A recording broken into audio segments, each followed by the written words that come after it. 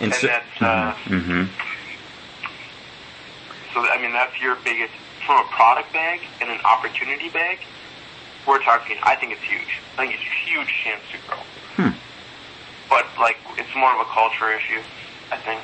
It sounds like they could benefit from like a reorganization of the sales structure to cut costs and also to just optimize the sales process. Is that fair? 100%. Okay. Yeah, absolutely. I mean, you put it this way: their plan was, okay, we're going to hire way more sales reps, right?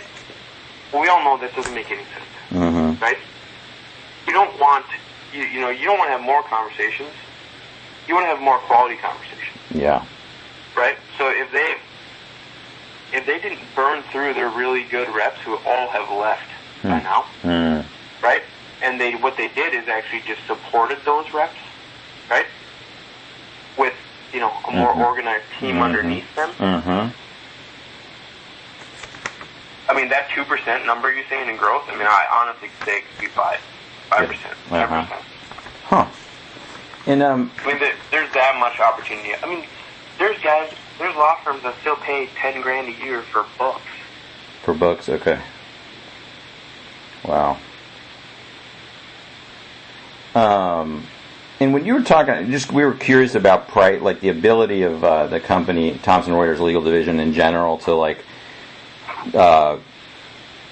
to pass through price increases. Like, is it a fairly easy conversation to get the law firm customer to pay 2 or 3% more than they did the prior year for these products? Yeah. Most people don't do it. I don't think people are trained on how to do it right. But the one thing that's fantastic about Westlaw is they're constantly innovating and making it better, right?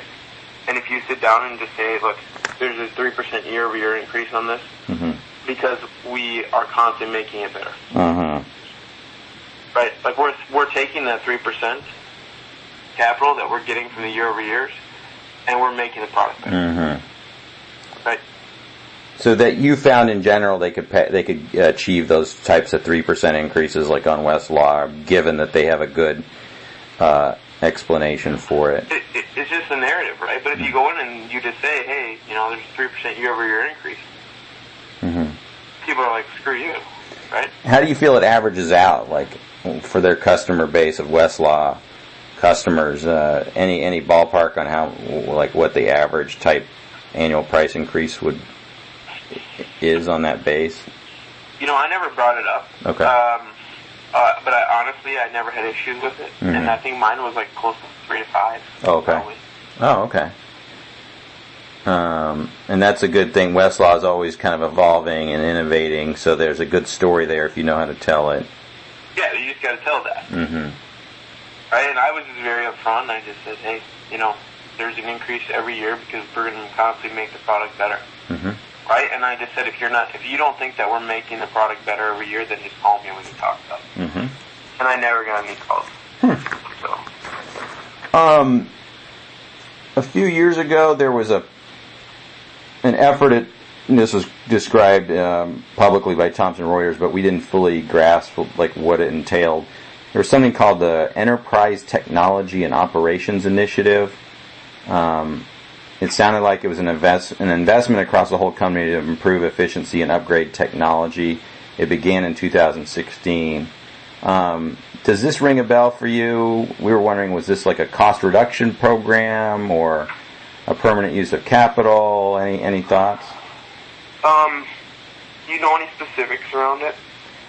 Unfortunately, I don't have much more than that. I don't. Oh, so it sounded like they were central. It sounded like they were trying to centralize their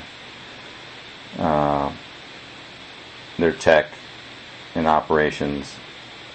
Like geographically.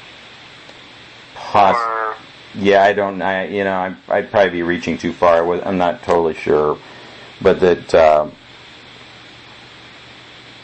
maybe having the different divisions all trying to use the same types of software and tools. Oh, I think I remember that. I do think that the one thing, and I really missed it, happened after I left.